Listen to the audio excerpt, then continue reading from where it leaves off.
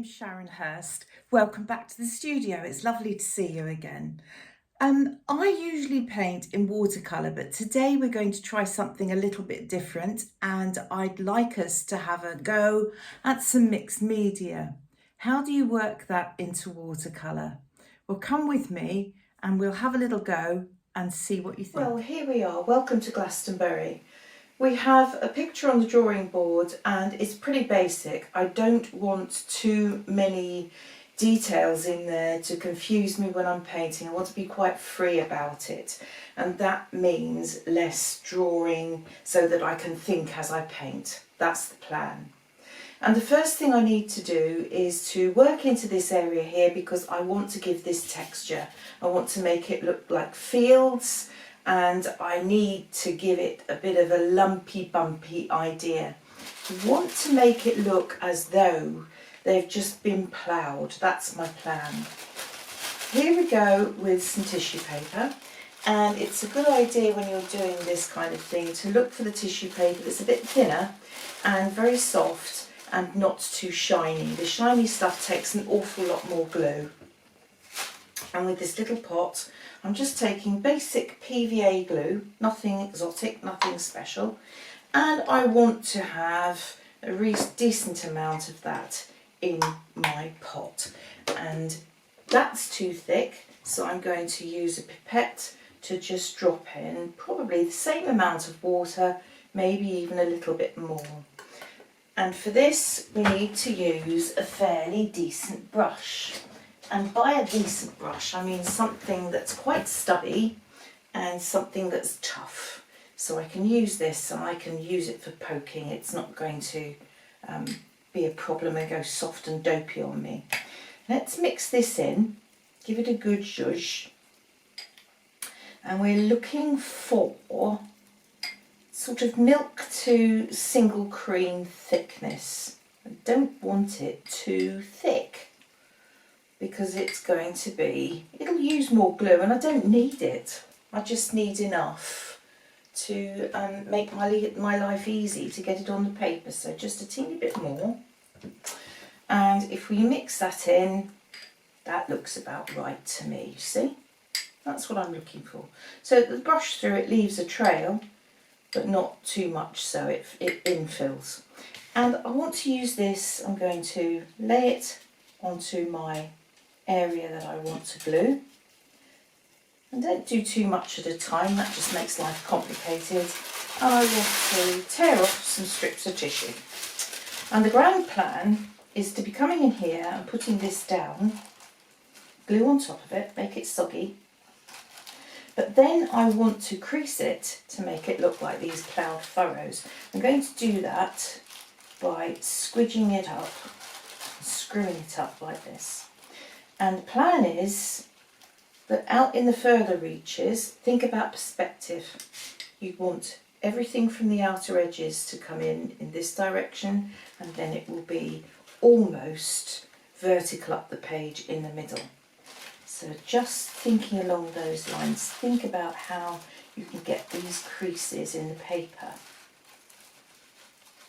If it overlaps this bottom area here, all I do is hold on to it like this and then tease it away. And this is one of the reasons why we want the softer tissue. Keep hold of that because we can use that probably in a minute. Scrunch it up, everybody. Don't be scared of it. Screw it, scrunch it, because it's these lovely lines that you want. And make sure that everything is well glued down. Glue it down well, all those edges. And up, I'm coming in and I'm doing some more here. I need to wet this now. Keep it off your clothes. We know what PVA is like. Horrible stuff. You'll find that you'll land up with issues with it if you get it on your clothing. Don't come off. There we are. Now all those edges, get them down. And I'm not using more glue, I'm just making sure that they're well bound. And with that, I'm going to get hold of it and just fold it back up. I picked up a bit of red there from somewhere. Must have been on the paper. Never mind, all adds to life's rich pattern. There we are, in there. I'm going to come in from the other side now so that I want to make sure that you can see me both ways. That's a bit scrunched, but it doesn't matter, I want that. That's fine. It's where Farmer Giles wasn't as careful with the plough as he should have been. Doesn't always go right, does it, on a rocky bit of ground? So I'm coming in from this direction. Same applies. I want to really scrunch it up and get those creases coming out of the page like that. And don't worry about these edges, you'll have to cut them afterwards, cut them nice and straight with a scalpel. That's the way we deal with that. So that's okay. This here on the edge of the page. Fold it, keep on creasing, keep on going, fold upon fold. And you'll find your own way. I find it's easier to come in from this direction and work across, but maybe if you're left-handed it might be different for you. So try it both ways and see how you go with it. Pull it through, losing some texture down here, so that's where I can get hold of these tiddly soppy little bits, look, and I can come in there and I can add those to the mix. I'm just tucking the brush under, folding it, tuck, fold, and that gives me these lovely creases. I'm going to bring that right through, why not, why waste it? And as we're coming into the middle of the picture, these lines stop splaying out this way and they start to come more directly towards me sitting here. That's how you get your perspective. So in there, fold and crease. And don't make it, yes, that was good. I was just going to say to you, don't make it too uniform. So I scrunched it and creased it there, and actually that's fine. I want that, I don't want it to look too patterned. Don't want patterns anywhere. And then as we're coming towards me now, into the middle of the picture, we're starting to think about bringing those lines straight down from the Tor to me. To me, to you, to me. That was the advert, wasn't it? Do you remember the advert with monkeys on PG Tips? Was it PG Tips? And they're saying to you, to me, to you, and then he says, Dad, do you know the piano is on my foot? And he says, I don't know it, but if you hum it, son, I'll play it. Gosh, I'm showing the age now, aren't I? There we go. So straight down towards me in that area there. Make sure all of those edges are glued down. And we should land up with really quite exciting central area that we can work into later and turn that into some real fun. There we go. So one more crease, I think, and I'm going to leave it at that. Scrunch that up a bit, fold that over a bit, and then gently, gently pat that down, and then put the brush there and tease it away. Like that.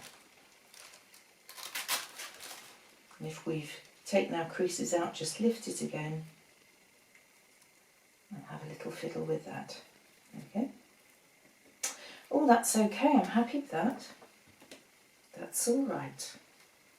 So making sure that everything's stuck and gummed and glued, we're happy bunnies. But if at this stage you decide you want to add a little bit of colour, you can. There are issues later with painting over PVA, because of course PVA is like acrylic, so it dries, and watercolour consequently very often, if there's a lot of glue there, will bead on it and it doesn't allow you to paint. So if you wanted to, you could potentially at this stage come into this and use a colour which you can then paint on. Now it doesn't go on very thickly, has to be said, but it will give you a little bit of colour on there. Alright, I don't want that hard line up there, so water and just soften like that. And we don't want that just in one place, so we might add some over here. but that will give me a bit of underneath colour that I can work with later. But as I say, and as you can see, that doesn't go on very densely, and so I'm not happy, I wouldn't be happy with that later on when it dries up. Remember, watercolour dries up a third lighter, and that will be quite pale when it's dry. So I'm going to put that aside now. That has to wait. I would leave that a good 24 hours to dry until it's dried solid, and you'll find that it will straighten out again, the cockles will go, and then we can start painting the rest of the picture. So let's put that away and we'll get on to the next section. There we are, so that's lovely and dry now. You can see that it's dried nice and flat. We can see that this is quite pale when it's dried, and it's rock hard. So perfect for me to go in there now and start working into it. I wanted to show you this. Down here you can see these words, Glastonbury Tor. Let me bring you in so that you can see it. How have I done that? Well, let me show you these wonderful little tools. I enjoy working with them very much, and it gives me all sorts of options when I'm painting. If I show you these Amazon Basics, oh good old Amazon, my word, they do everything, don't they? You can generally find anything you need on Amazon. They used to say that about Harrods, but nowadays I think it's Amazon. Delivered to your door, and this lovely little set, I think it only cost me somewhere between £10 and £15. And these are leather making tools. These are the tools that you would use if you were trying to indent leather and tool leather. But for us, for artists, they're fabulous. You've got all the numbers and letters here, and all I have to do is choose my G, so Glastonbury, and if I put it down, you need a little hammer, and you've got to bang, bang, bang, and you've got to hit it. So down here, you've got to hit it, and it will indent your paper and give you these words.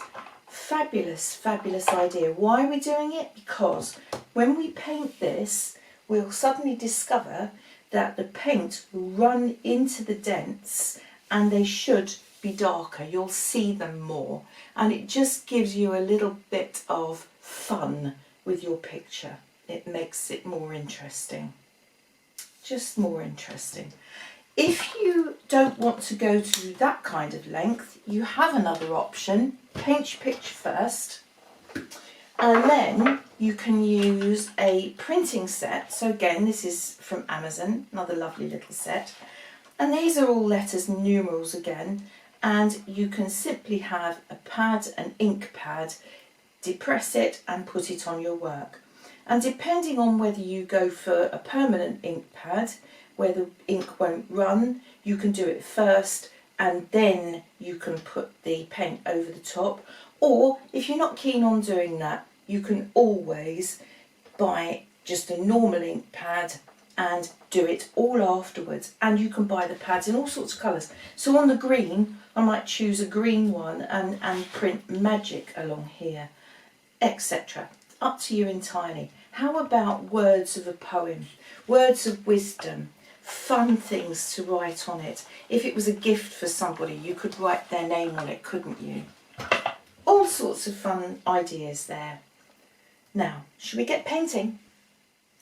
The paper I'm using is Clairefontaine, and although it isn't a hot pressed, it's not very textured. So it has a rough surface, but it's not as rough as some of the others. It's cotton. And the reason for using this, I want to look at Saunders Waterford afterwards and compare the two so that you can see what paper you prefer. It's just an exercise to see what's what and how they compare. I'm using, the colours I'm using, mixture of Winsor & Newton and Shin Han. And I have here French Ultramarine. I've got this beautiful, this is burnt sienna, and I might be using that later. I don't know, we'll see. Burnt umber for sure I know I need. I need a teeny tiny bit of alizarin crimson, just for some shadows, and a bit of mauve in the front. I'll explain later. This is Payne's Grey. I might need it for my tree, and if you're using Payne's Grey, please make sure you use the artist quality. And I do prefer to use Winsor & Newton for this. It bleeds into the most beautiful blue, like indigo. And this colour here in the corner, that's Naples Yellow. Fabulous for the sky. I've got sap green here, and we're going to introduce some poppies later. So this is Scarlet Lake. And this colour here, I just wanted to show you, this is the most beautiful Cascade Green. This is a Daniel Smith colour. I like Daniel Smith very much. His paints are exquisite. They work. And this one bleeds into two colours when you use it.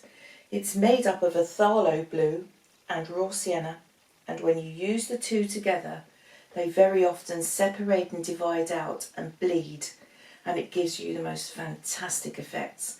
And we'll explain more about that later as we go along. Wait for that one. See what happens. See what happens. That's the fun of watercolour, isn't it? You're never quite sure.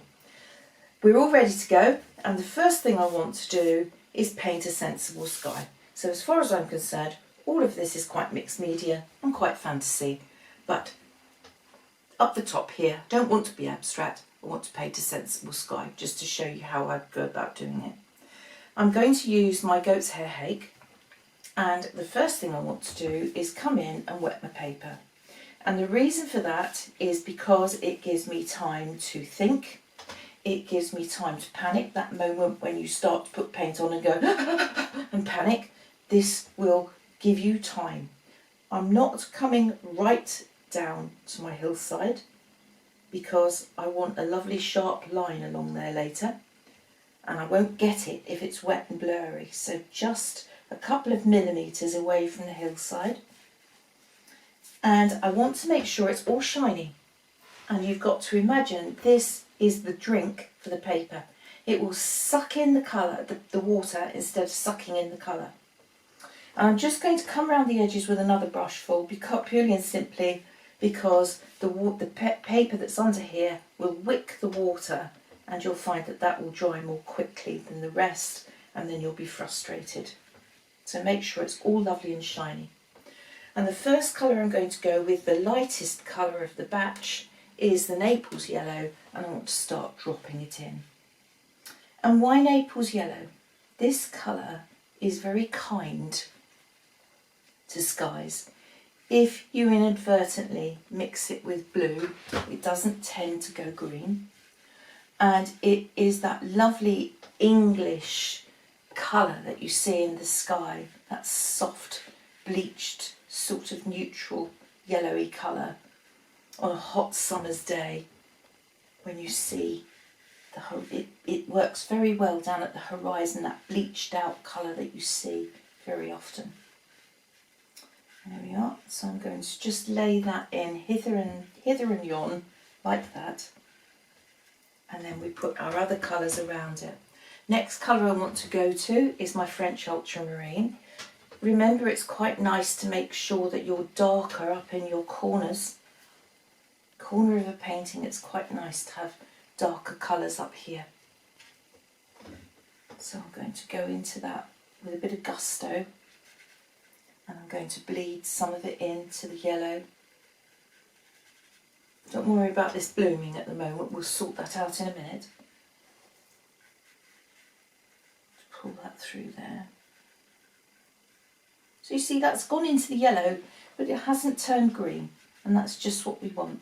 Oh, look at the way that's bleeding down there. So I'm quite happy with that.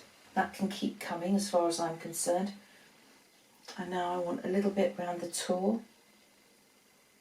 And this is why I was saying to you I didn't want to wet right up to the Tor, because now I can, and it doesn't all go silly. It gives me that lovely sharp edge. So we want to keep that. I'm going to put blue in my sky over here. Oh, it's starting to dry already. Studio lights keeping it warm. To bring that up there through there. Keep that edge nice. You might have to go into that in a minute, but that's all right. And as long as it's damp and as long as it's wet, we can keep working it. So as long as you've got shine on the paper, that's fine. The other thing I want to do now is come into this with French Ultramarine with a little bit of burnt umber, and that will give me a grey. And the grey I can use in the sky for cloud effects. So not too thickly, not too darkly. These two colours don't like each other very much, so you will also find that they will granulate and they will separate. So that can give you some good effects too. I'm going to pull some in over here.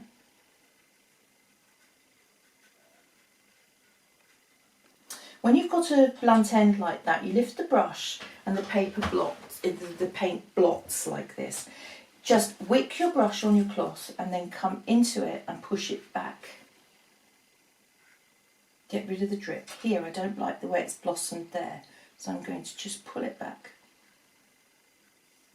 I want some little dark, fluffy areas in there, and I'm going to pull some up into this. And if the shine goes off it, the shine's coming away up here now, leave it alone, because that's the cauliflower stage. That's when we land up with our messes. So the mixture of using your cloth and your paintbrush, you determine how much paint you have on your brush. Now as you come down the sky, very often the clouds get thinner, smaller, they're packed more closely together, and even get these little streaks and stripes. And if you don't like how hard they are underneath, come into it with a round brush that you've dried. Come in underneath, and it has to be dry, otherwise it will cauliflower. You'll make a mess. And it has to be clean, so rinse, dab again, get hold of it and pull it. So nice and dry. And it's lovely to get these little clouds in the bottom of the sky. Look, I've got my own mixed media cat fur again, I ask you. So you see that's going to start to cauliflower now. So we've reached the stage where the paper's too dry now for me to be effective with any more lines. I have to leave it alone and let it dry now. Behave myself. Now let me introduce you to something else that's really, really quite handy and quite useful actually. You might look at that and think to yourself, what on earth do I want that for? And it's simply a case of sitting down and thinking through it logically, and then it opens up whole avenues of possibilities for you. This is a Daniel Smith product. It's called Transparent Watercolour Ground, and it's a liquid cream. Alright, so it looks like PVA.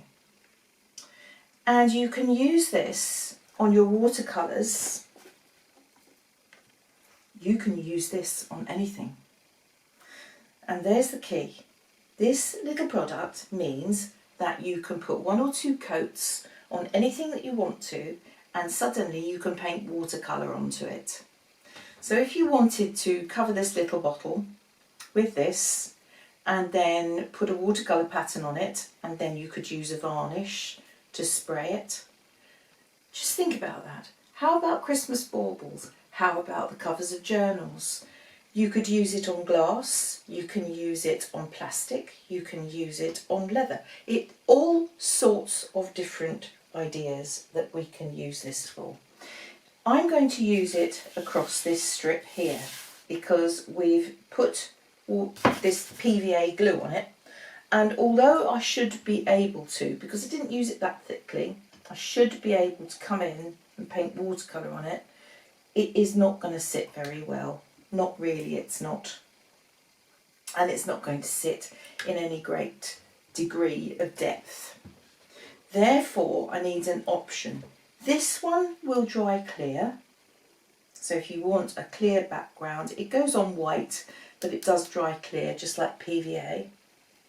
But I have also got this amazing stuff here, and this is the Iridescent Gold, and this is beautiful. It's interesting actually, that pot is a lot heavier than this pot. Interesting. So that's obviously the content of the pigment in here. It's gold and it's iridescent and it glitters, and you can see that. Look at that. Absolutely lovely. And I want to use this now because it can go on here and be drying while I do a few other bits and pieces, but it also puts the iridescence in my water, and as a consequence, when I'm continuing to paint, that colour then will come through and I'll get a little bit of glitter on the rest of the picture. So I'm just trying to be a little clever with it. Let's have a look, let's put some on and let's see what we think of the colour, the texture and the product. So I want to make sure I get it into all the nooks and crannies. I'm just pasting it on. And I should be able, because it's quite transparent, I should be able to see those darker colours that I painted underneath.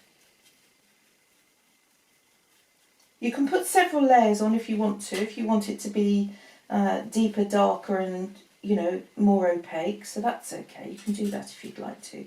But I don't think I want to. I'd like to see some of this brown underneath, because that was quite a nifty idea to do that. It's quite good, it doesn't show too many brush strokes, which is handy Harry. But this now means that I can go onto that with watercolour and it would cover. So if I want to, I can do it. Gives me options. Now if you don't want to go to this expense and this malarkey, and you know that you don't want to paint any watercolours on top of this, that means all you need to do is paint over the middle with acrylic. So if you've got acrylic paints and you're quite happy to do that, that will work very nicely too. So I'm using the gold because I want it to look as though it is wheat fields that have probably just been cut. So rather than the ploughed field that I was intending to start with, I'm thinking to myself now, I don't want that. I'm going to go with the idea of crops that have been cut and that are shining gold in the sunshine. So that's my plan. So I've put my colour on and that shines beautifully. You know, if I lean sideways and look at that, it's absolutely wonderful. And I'm going to rinse well, and do rinse well because it sticks in your brush. That's one thing well worth pointing out. And then I want to come into this and with a brush of water just make sure that my edges aren't too hard. That will make it easier for me to paint, to join the gap, bridge the gaps.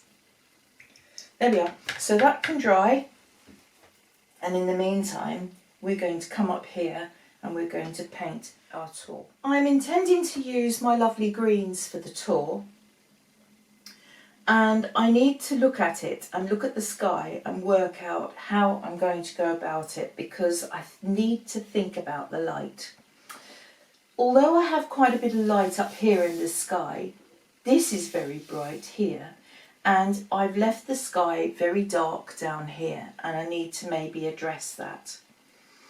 Therefore, I'm going to leave this side of the hill as being the darker side of the hill, and we're going to put our lighter side over here. So the sky is quite dark here between these three areas. So if I leave this dark and then I bring the light over here, let's see how we go with that. There's no hard and fast rules about it. This is up to you to look at it and see what you want to do with it. I'm going to use this Cascade Green, and I'm also going to use my beautiful sap green. Do like sap green. But I want still a flash of light across here. I'm going to try and achieve that by introducing my Naples Yellow up through this area, just laying it in so that when I come back in with my sap green over the top, it will give me this light area. And I'm not using water first, I'm just coming, I want that lovely sharp edge down there. And that's where our writing comes in to its own. Now you can see it. Now you can see it. So pull the green through. That's the sap green. And then the other side of it, let me introduce you to this very beautiful, this is the Cascade Green. And I'm putting it across into this area, like this, feathering it through. And then I'm going to use water to pull that. And hope that I might get some interesting effects.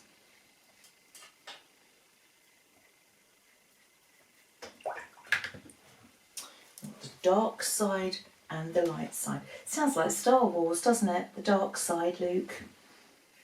That's a mixture of both greens going in there. Both greens on the brush. Because the hill's not beautifully flat, is it? Here we are.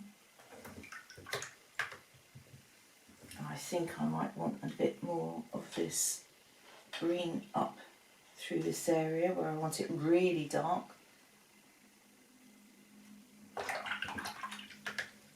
And just a damp brush now to come through and to soften that. And we've got to be careful because we're now reaching this stage where, as I said earlier, it's starting to dry and it's all going to just stop working. But before it does, I just want to sprinkle a teeny bit of salt in here and we'll see if that will work. It might not here, it's maybe too dry. Just want a little bit of salt in there. Not a lot, as Paul Daniels would say. We all tend to go in there and get terribly excited and use too much and then wonder why it bleaches everything out and it makes a mess. So that for now will do. You need to let that dry. Whilst that's all drying, let's move down to this area down here and see what we can do here. I want this to look as though it's leaves and lots and lots of marram grass. We're talking about the Somerset levels, so this area down here might be the grasses that grow next to a ditch that runs across the levels, and I want this to be our foreground. It's got to be darker than anything else as we come forward, and I want everything to point into the picture saying look up to Glastonbury Tor. So the way that this moves up here, I want these to do that too. The hillsides both point up to here, light in the sky above it. Everything just says look at the Tor. Colours I'm going to use again, we're going to go for. This is the rather gorgeous Cascade Green, and if you come close to the palette now, I can show you how the colours separate and divide out. You can see how the blue has bled out from the green. Look at that. And this is why it's so exciting. Let's see if we can get a bit more of that here in the foreground. We'll try. You never know, and a lot of it depends on the paper. So it's quite important to note that as well. Quite important. Sap green, this beautiful Cascade Green, and now I want to just introduce a teeny bit of something warm. So I'm coming in here and I'm taking the blue and I want to add a bit of my alizarin crimson to make this purple for some of the shadows. Just going to put that in. So this will pick up the blue, that's in the sky and this almost kind of mauvey cloud and bring some of that down into this area here. And it will all marry up. Now I want to wet it first. I do want to wet it first. And I think I'm going to do that with my big hake. And the reason for this is so that the paper doesn't get greedy with the paint. I'm finding this paper quite thirsty, so I'm just coming through there to make sure it's wet. and then I'm going to start dropping colours in. So here's my bright green. This is my sap green. And I want some more of that over here. And that's quite thin colour. So I'd like a few thicker rather. Shame, isn't it? You know, the mouth works, the hand works, the brain's working, but they don't always work together. And if I'm thinking ahead, very often they get muddled up and it really doesn't help the situation. Here's the Cascade Green. I want to bring some grasses up through here too. Try not to get too much of a pattern going. And now we can see the blue bleeding out from the green here. So I'm not going to interfere with that too much. I'm going to let it do it. A bit of a thicker colour up here. Because this is quite nice. If I can let that do that, I'm happy for it to do it. So green through here. Cascade green again. And then let's introduce some of this lovely kind of purpley mauve to give ourselves a few shadows. It all makes it look more exciting. And then I want some dark in there, don't I really? Paler here, so I'm going back to my sap green.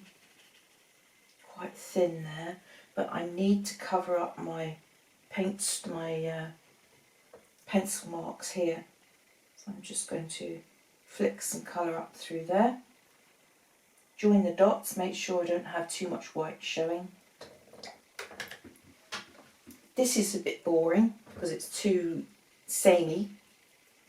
So pull a bit more colour through that. Like that.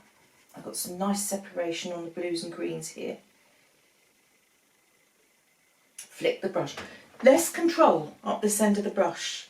So come away from this end where you're fiddling and faffing and come right up the brush so that you can flick it with your wrist and your thumb and it gives you just a little less.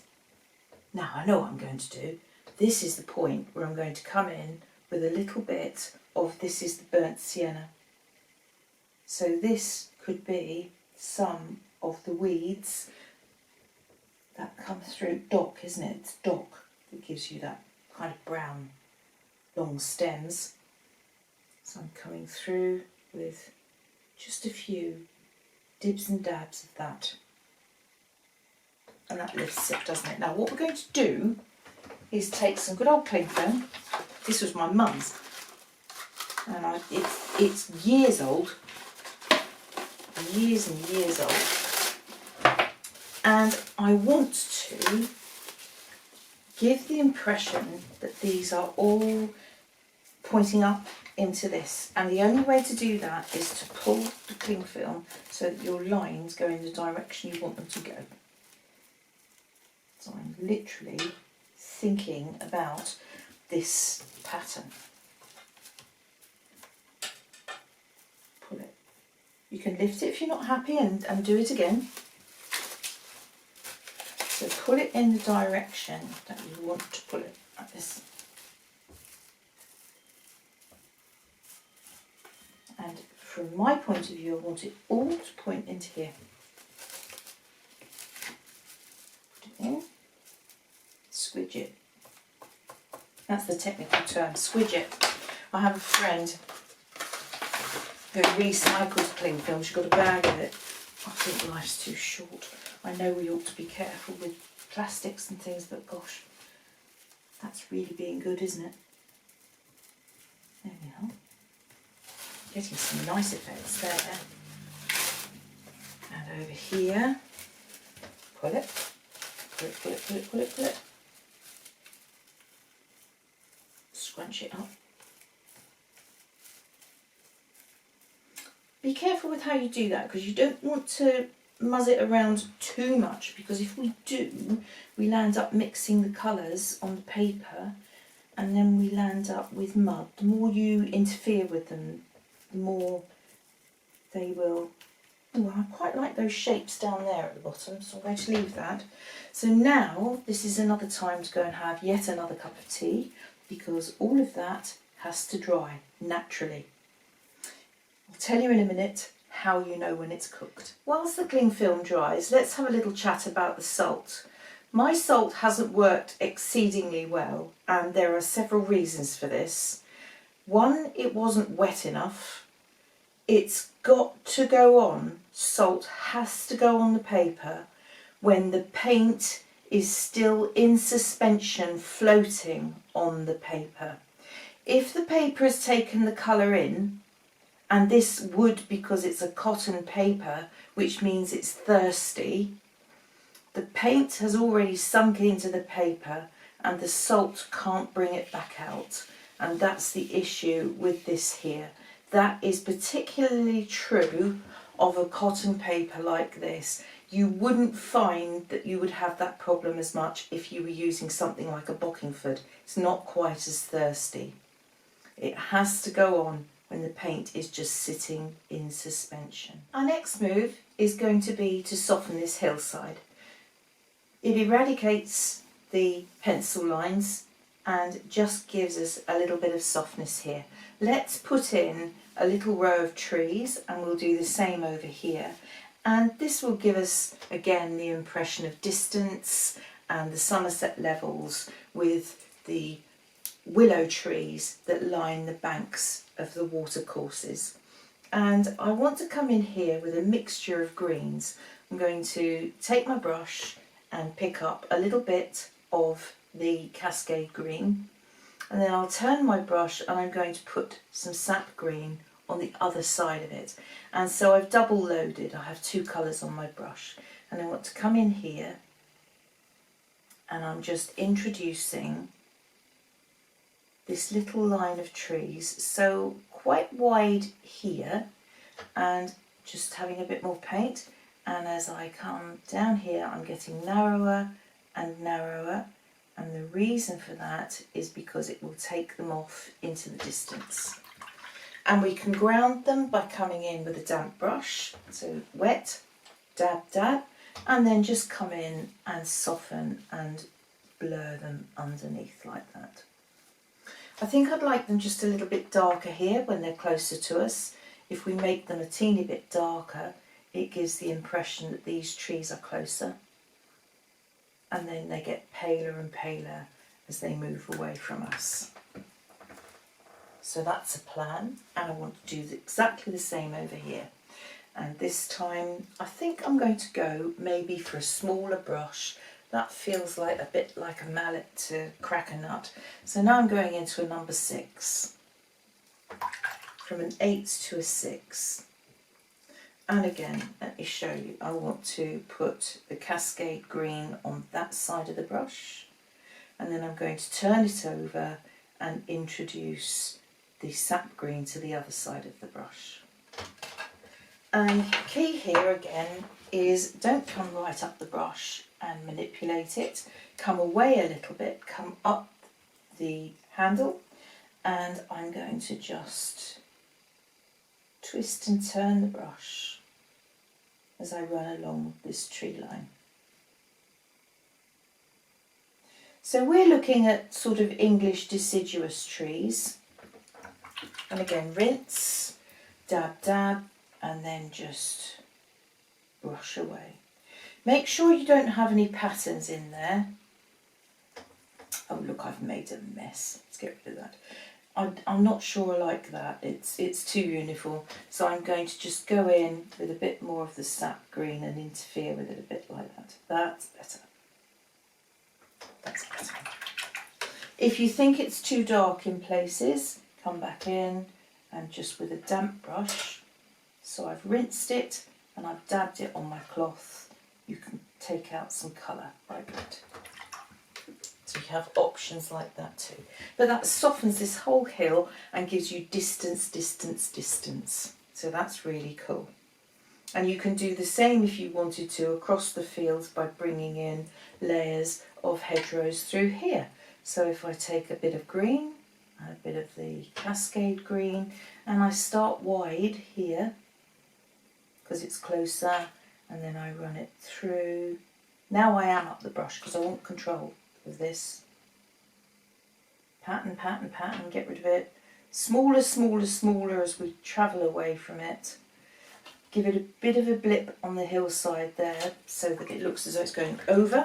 And then I'm rinsing, dab, dab to get rid of the drips. And I just swipe it through the base like that. That sounds as though that could be a pop tune, couldn't it? Or something that DJs do. I'm going back to the Cascade Green and I'm just putting a few darker areas in there.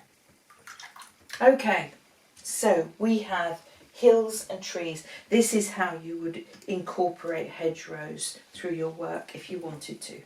So on we trot. I want to put the Tor in, and that's got to be with a tiny brush.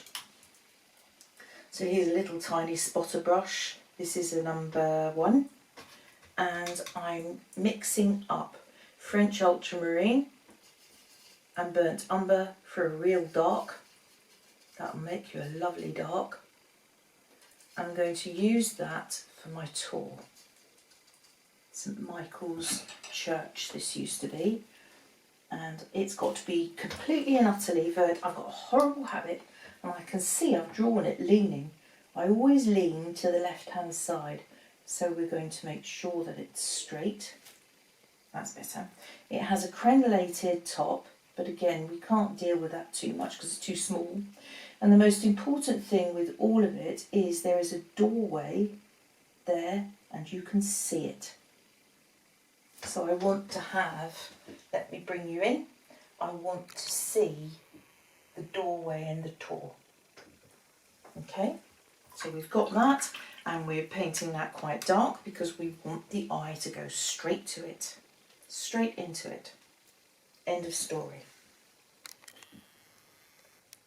What do we do now? Well, I'll tell you something. I would like very much to have a stand of trees through here. Imagine that we have a bit of woodland here at the edge of our field, over the other side of the field. And we're going to introduce that using a fabulous method. I'm going back to my number 8 brush and I'm going to be playing with multiple colours to put this tree line in. And we're not just going to double load, we're maybe going to treble load or even quadruple load.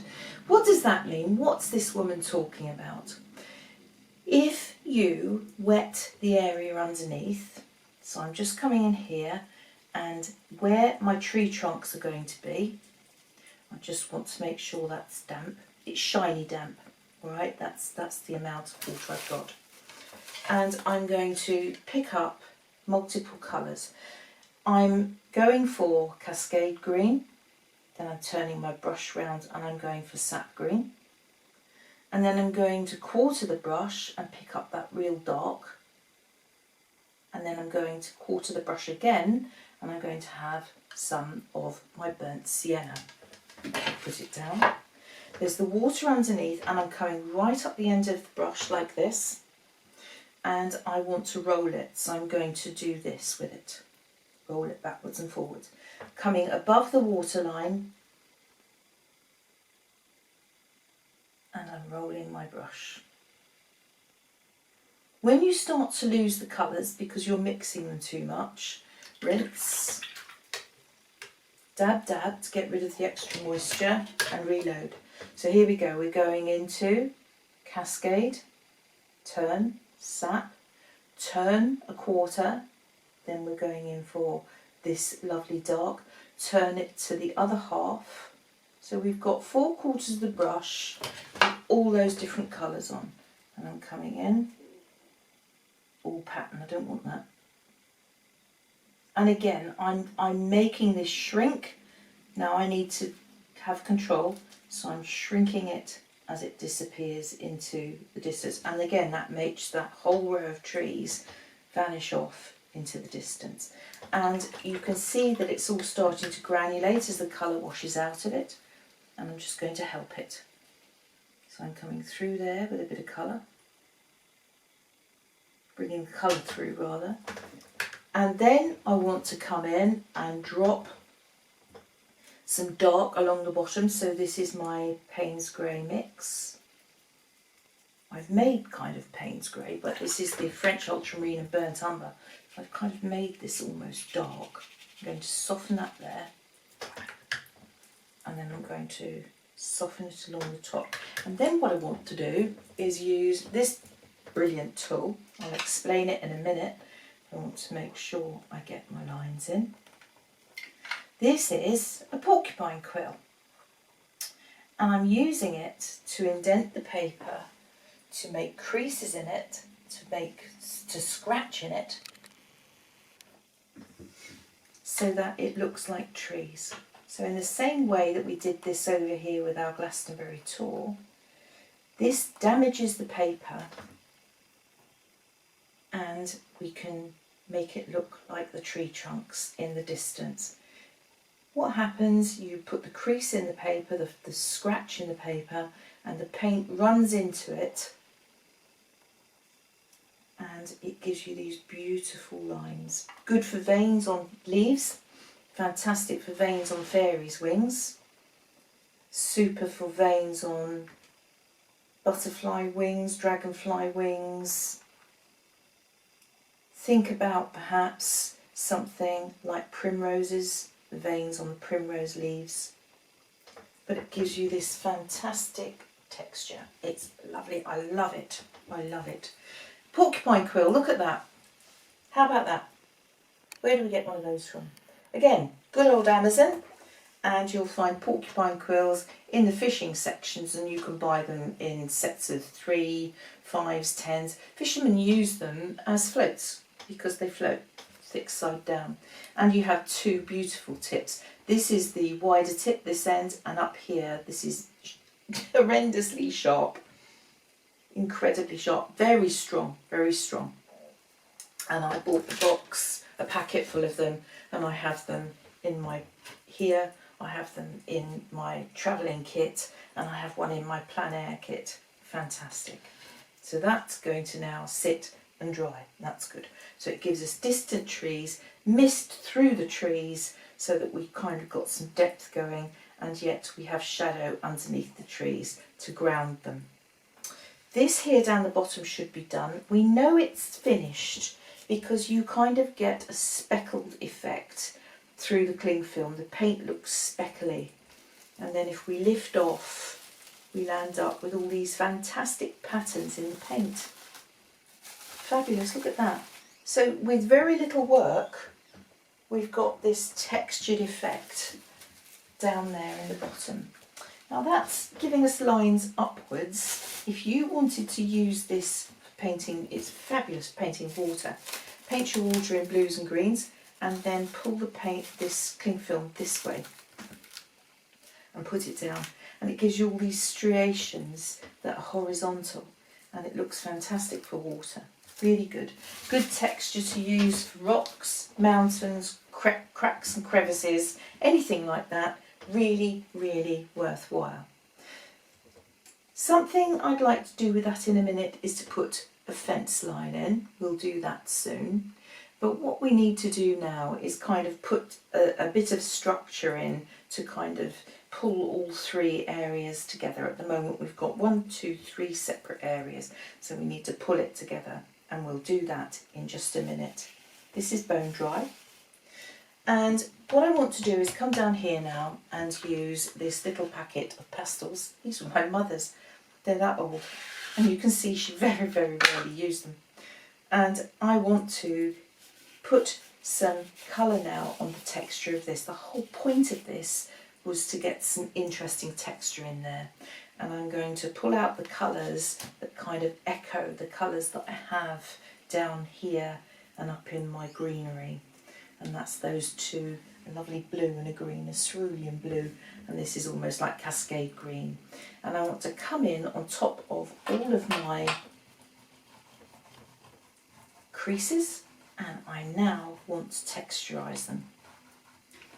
So using your strokes the same way that you have these striations through the textured tissue, pull through,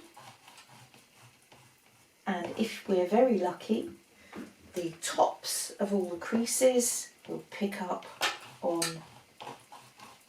the oil pastel. And that's just what I'm looking for.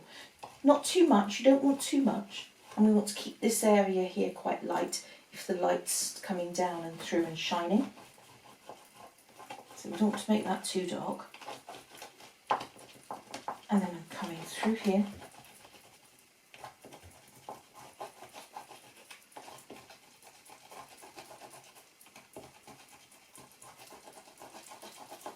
Like that.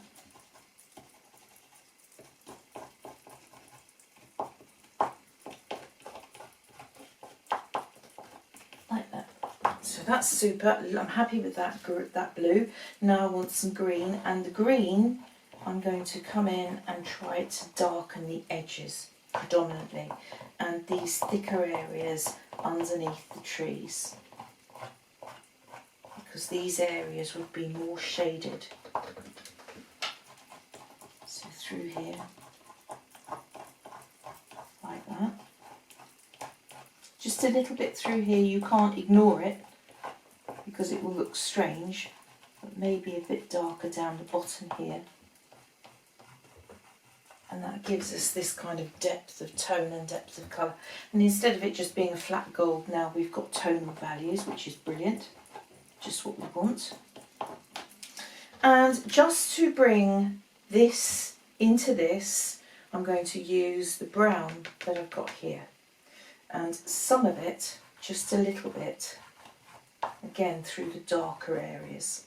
And this will pick up this brown and pull it up through this area here. You just have to be aware of that, because doing the picture in layers like this, we could land up with three very different areas in the picture that look odd and don't marry together. So that's all right. Happy with that. And we've got this splash of light in the middle. Perfect. All right. So that's our little bit with our oil pastel. Lovely. This area here, I realise I could do with some trees through here as well, couldn't I really? Because again, we can see the remains of the glue there. Let's get rid of it. Let's do something with it. We'll put another line of trees in there. So through here, we're going to go for, this is sap green. And this time I want to introduce some Naples Yellow. I want a bit of brightness in there. And for a bit of dark, how about some blue? Strange mixture, but it will work. Let's try it. Oh, I've got that brush too wet, everybody. Let's get rid of it. Don't worry about it. Paint was too wet. And it's interesting, when things go wrong like this, I think we learn more from that really than we do other things. So let's just start again. So into here, don't go into the wet bit. So that's the sap green. Now I'm picking up some Naples Yellow, and then I want some of the French Ultramarine. And I've used the thicker, gooier paint. And let's try, oh, that's a bit better, isn't it? I might still need some darker green in there, I think I do. Let's try the Cascade. You notice I've come right up the brush again. Cascade's not going to show up very well because of this. So what do we do about that? Tonal values, really, really important. Really important. Let's try some of the sap green. And I think what we might have to do, you know, is lift some out. So it's all right, we can do that. Let's get the blue again. Pick up some of that blue. So that gives me the darker ridge line on the trees. We're coming into lighter paint now, so that's okay, that will help us. So if I come through too much. The whole thing, everybody, is balance. This is brown, so this is now burnt umber. So because we're coming into this lighter area, we need a darker colour. We need light against dark, dark against light. That's a bit of the green. I'm taking it down, down, down, down. And then I'm going to come through and I'm going to soften. That's just a damp brush. This is a mess, so I need to come through there. Let's try the brown. That's better.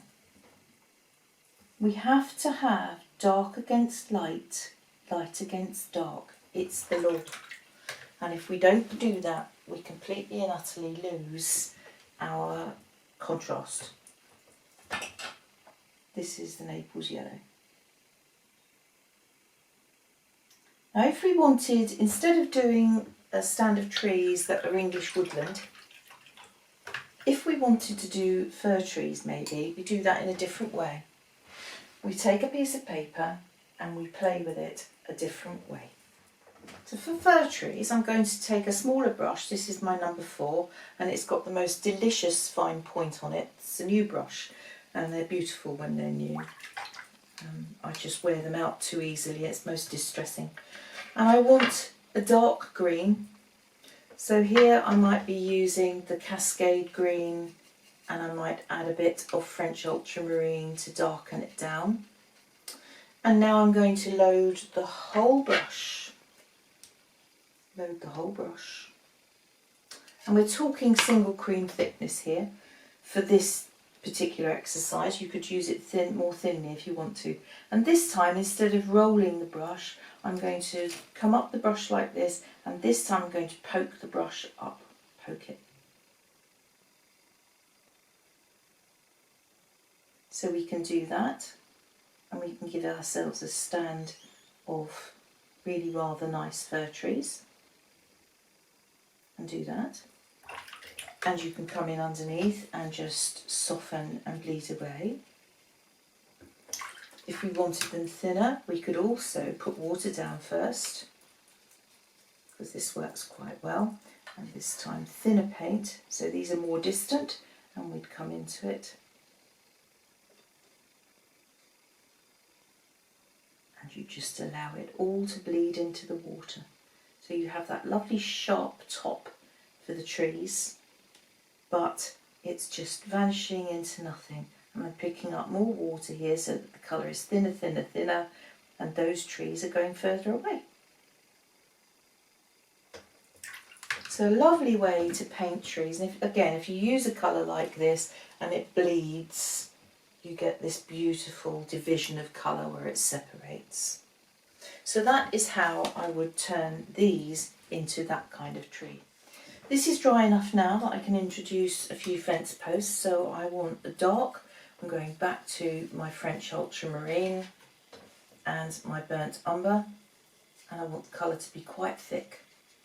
And I'm going to go in with a little tiny brush. This is my number 1, and let's start in the middle somewhere. So we want fence posts,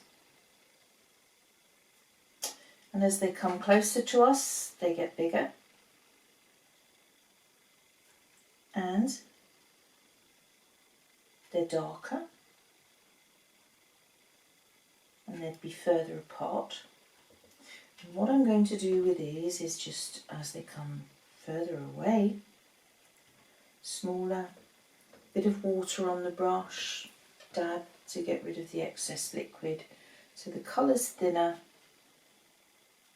they become smaller, and you see less. And now we're going to post and rail, these are. So we're going to come in here and we're going to introduce the rail. But don't make them all beautifully smart. Some of them are broken, look. That one's cracked. Some have got 2 across.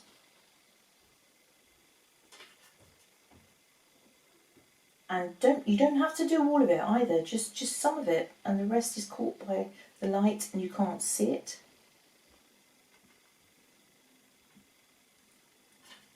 And then as we go down here, you need less and less and less. And the option, you know, they could be disappearing down behind the field, so maybe you can't even see them. But that is how I would go about my post and rail. So I can bring you in a little closer to have a look at that, to see what I've been up to. Well, we've done that, and now I think we've got our background in, and I'm happy with all of that. I want to come out now, and I need to start thinking about making this, putting this all together, as I said before, bringing all 3 layers together, and we'll do that next. To put a tree in, I want to be using a real dark, and for this I want to take again the French Ultramarine and the burnt umber, and I need quite a hefty mix of this because I need it to stand out and to show up and to sit on top of everything that I have done so far. So if I take that mixture, let's see how we go with that. This makes a lovely dark. And through here I want to bring up a tree, and I want to pull it into this bit of sky so that it pulls the three layers together. So come through the grasses with the bole of the tree, the roots, and then I'm going to come up and through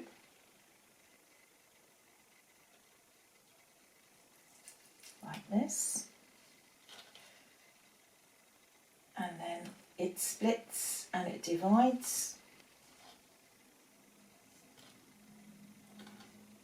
and we pull this out here, and this is the branch that says to everybody who's looking at the picture, oh, look everyone, this is Glastonbury Tor, isn't it wonderful? Look over here. So I can get away with this decent sized brush at the moment because I've got this lovely point on it. If it wasn't the case, I would go down a brush size. Make sure your branches overlap each other and cross, because if you don't, it will look dopey. Trees aren't designer, they are actually living things, of course. We all know that. But make sure when you're painting that you get things to crisscross and cover each other up. Now, there's a fabulous legend about Glastonbury. We've got some lovely legends, you know, us English and Brits. And one of the histories say that at some stage, way back when, St. Peter came over to Britain to bring Christianity, and he brought Christ with him. I'm not saying it's true, this is just legend, local legend. And the story goes that when they reached Glastonbury, because they were supposed to have done Lindisfarne and all sorts of places, all the holy places in the British Isles, but when they got to Glastonbury, St. Peter stood there, and he leant on his staff, and he stood and he looked at this amazing Isle of Avalon. And bear in mind that in those days, this particular piece of this mount, this tor, was actually surrounded by water, and it would have stood there and shimmered all on its own in this lake of water. Can you imagine what a sight that must have been? Truly, I mean, it's stunning, stunning. There are all sorts of legends about it. And they stopped and they looked, and St. Peter put down his staff whilst he leant on it to look at this amazing spectacle. And being a holy staff and being a holy man, his staff took root, and his staff has become the Glastonbury Thorn. And there is, to this day, a tree in Glastonbury that sits there, and it flowers in the winter. And the legend has it that that is St. Peter's Thorn. I mean, they've done quite a bit of research on it in years since, and they have discovered that there is a particular thorn, genus of thorn, that does flower at what could technically be the wrong time of year, but there are very few of them around, very, very few of them around, and of course Glastonbury has one, which is quite exciting. The Isle of Avalon in itself has much history. I mean, some of the histories reckon that this was actually where King Arthur lived, and this was Avalon itself, and that the lake around it was possibly the lake for the Lady of the Lake. Who knows? But it's lovely, isn't it, to be in ownership of these wonderful stories. It's exciting. But having done that, it kind of pulls all of those three pieces together and turns it into something that's coherent. The other thing I'd like to do is just put some texture in this foreground, and we can do that in so many ways as well. We can come in and we can introduce the rushes through this area, and again this marries this frontal piece, this foreground, into the rest of the picture. So some nice rushes like this, and we can get rid of the bottom if we think that our brush is leaving us lines. Just get hold of it and gently brush it away. This would work very well if you wanted to do this with pens. So if you've got marker pens, you could now go in and you could introduce some really rather nice pen marks into this piece of work here. So that's another way to bring your mixed media in.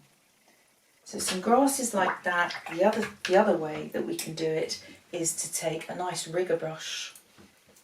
So this is a 0 rigger brush, and I can pull grasses and interesting foliage through with this. So we just get hold of it, and again with a rigger brush, 90 degrees to the paper for the finest line, and you get hold of it by the end of the brush and you flick, and that will give you some very nice foliage marks too.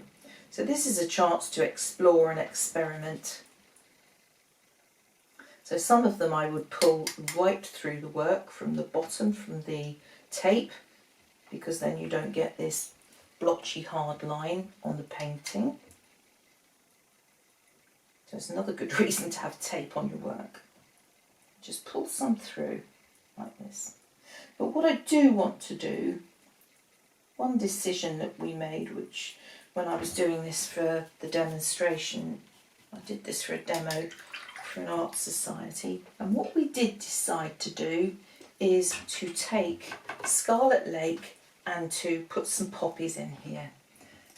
So with my number 4 brush and Scarlet Lake, I'm coming in, and all you need to do to introduce a poppy or two is to pop it through. Now Scarlet Lake is quite an opaque colour, so it will sit on top quite nicely and not give you grief with regards to seeing the colours underneath through it, which is always a bonus. And I'm going to lay them quite flat like that, as though they're... And this is just scumbling the paint on. I'm not doing anything flashy. I'm not turning them into beautiful little flowers. I don't want to do that because they're too small, we can't see them. So where you've got lighter areas, it's a good idea to put your Scarlet Lake in like this. And this is a funny colour, you've got to watch it, because if you mix it with colour, it makes dirt. It's quite a, as I say, it's an opaque colour, and it doesn't mix well with other colours, so keep it clean. And then what you can do there in the middle of each flower, this is why I had the Payne's Grey in the palette. You could use your dark if you wanted to, but I'm just going to drop a little bit of Payne's Grey into some of them for the centre of my poppies. Again, it just gives the eye something to look at. I come in there like that. Now that's not enough. That looks mean as far as poppies are concerned. So we want it to be more, and I intend to do that by using one of these. Dear Mr. Tesco's sends me these to use in the shop, and I never do. I use it for this. This is my art session with my club card points, and we're going to flick. That's really, really important to get your flick right. I just want to use a flat 1/2 inch brush like this, nothing spectacular. And when we're flicking, it's really important not to flick outwards like that. That's how we all feel that we want to do it. It's the natural wrist flick. But if you do that, your paint's going to go over there, and you're going to land up with teardrop shapes across your picture. I want nice round dots, and to do that we need to flick straight down, and we've got to be disciplined, not that. I'll get it through the sky. The person who's sitting over there, or your computer screen, will collect it. You don't want that to happen. If you're frightened about things getting mucky, that's easy. You just take a cloth And you do that to the bit that you don't want to make a mess of. So that's easy, including you. Pop it on you as well. Let's bring that up into the camera so that you can see what I'm doing. And I'll just bring you a teeny bit closer so that you can have all of that just to yourself. And I'm going to take my Scarlet Lake, and I want that to be single cream. And this is really important. If it's too thick, it won't flick. And if it's too thin, you won't see it. And we're going to flick straight down. So down, I'm going over the gold area as well, because there'll be some in here too. Straight down. All right. So let me just bring you close so that you can see exactly where that's gone. Little bits of poppy here. But we want a bit more than that, don't we? So how about straight down, let's flick some over there. Little bits first, do little bits first. And down here. So these are going to be little poppies, poppy seed, the heads that are just about to flower. And they're all nice little round dots. Perfect, it's just what I want. And then we want some big poppies, so I'm going to reload. And now instead of little gentle flicks, I'm going to have a couple of whoppers. Bang, bang. Plenty wet. And that will give me my larger poppies. So that, when I come away from it, we have our picture of Glastonbury Tor,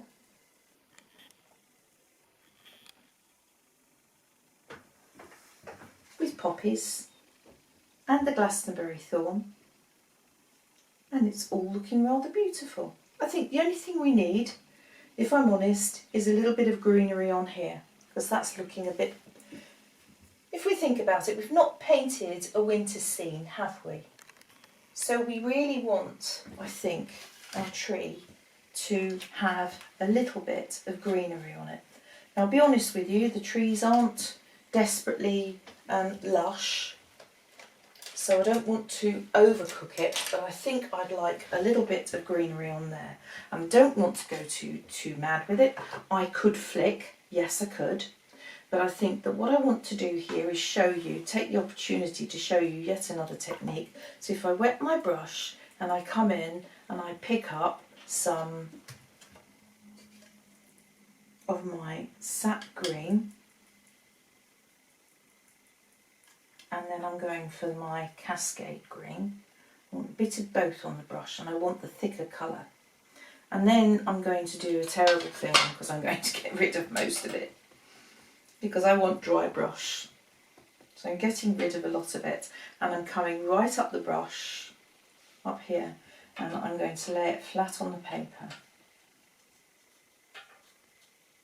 And I'm going to just gently turn it over where the sap green is. Lay in this gentle layer of greenery, and if we're careful we won't smudge what's underneath. Bring it up a little bit there, and a couple of layers under here.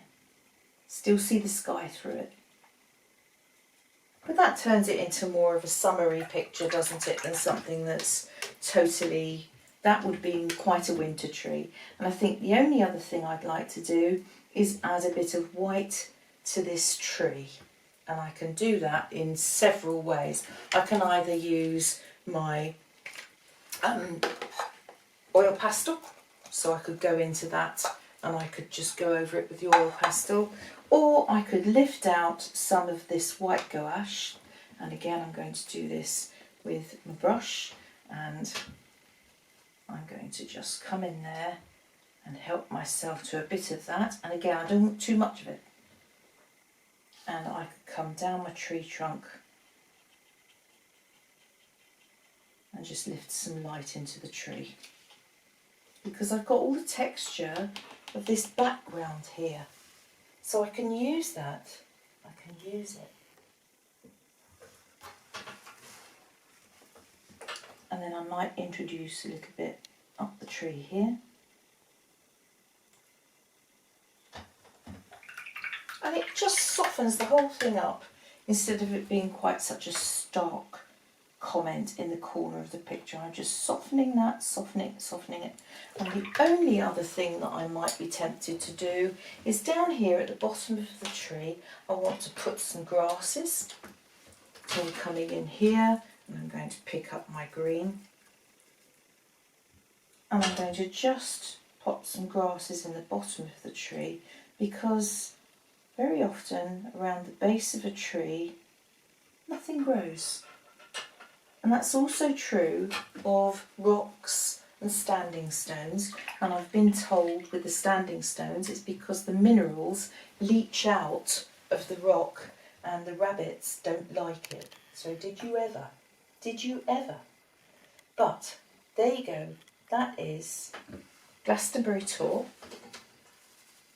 on a late summer's day with a field of shorn wheat and some poppies. I hope you've enjoyed that.